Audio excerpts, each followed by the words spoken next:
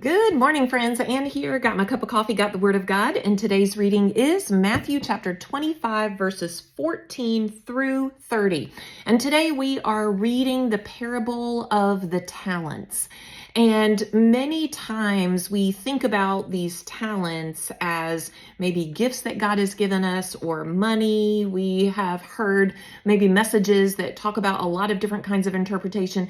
Today, we're going to look at this through a different lens. We're going to look at it through the lens of math, and we're going to look at it through the lens of investment. So let's dive in. So the parable of the talents, or these three servants, goes like this. Jesus is telling this story about a master who is going away and gave his three servants some money to invest, and that money is called a talent. So just to kind of put this talent into perspective, it's not like a gift that you have been given, but it's actually a financial amount. It's an amount of money. So a drachma in this day and age was the amount of money that someone would earn in one day, just kind of an average of the income of somebody in one day. And a talent is 6,000 drachmas. So you can imagine that when Jesus is talking about these talents, that he is talking about a significant amount of money that he has given his servants. So if we think about, there's one servant that gets 5 talents, which is 5 times 6,000 times however much that person would make in a day, okay?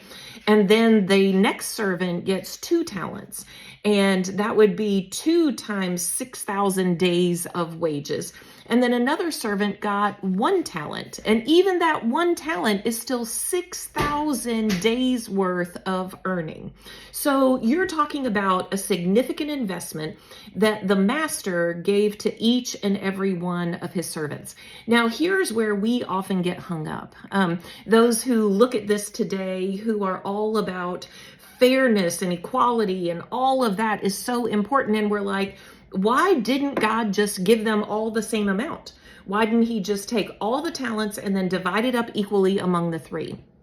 But notice that he says this, dividing it in proportion to their abilities. So the master was able to determine the way and the opportunities that these servants would have to invest his money. Some servants would have more opportunities, other servants would have less opportunities, but he still blessed them beyond measure with these talents. And then what happens is the master comes back after he's been gone for a long time, and he calls in the servant that had the 5 talents. And he said, "What did you do with it?" And the servant says that he has earned 5 more. So he's invested it and he's used it well. He's been a good steward of this.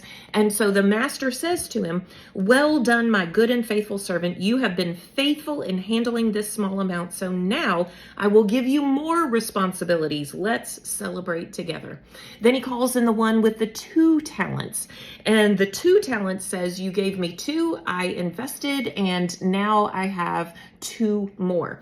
So this servant has used his resources well, and he has invested wisely. And the master says, "Well done, my good and faithful servant. You have been faithful in handling this small amount, so now I will give you many more responsibilities. Let's celebrate together." He said the same thing for the one who had earned back 5 as the one who had earned back 2. So the master is not worried about the amount. He's worried about the faithfulness and the willingness of the servant to invest what has been given to him. But then we come to the one with 1 talent, and he says this, "Master, I knew you were a harsh man, harvesting crops you didn't plant and gathering crops you didn't cultivate. I was afraid I would lose your money, so I hid it in the earth. Look, here is your money back."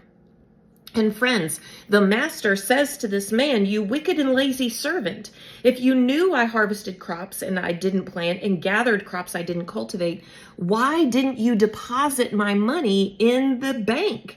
At least I could have gotten some interest on it." Now, the bank at the time was actually the temple. So what the master was saying is, you could have at least given it to the temple and it would have done some good, but you did nothing with it. Friends, here's the thing that I think is so important for us to remember, is that God has gifted each and every one of us in a way that is proportionate to our opportunity, in a way that is proportionate to the ability that we have and the opportunities that we have to invest it wisely. He doesn't want us to just hoard our gifts and keep them safe and protect them. He wants us to use our gifts, to invest them well.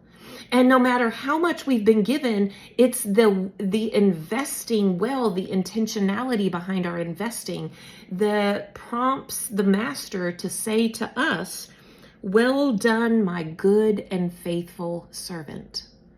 Friends, invest in others what God has invested in you. Even if it's small, God is looking for a faithful heart willing to give. That is what is important to God. Invest in others what God has invested in you. Have a good day.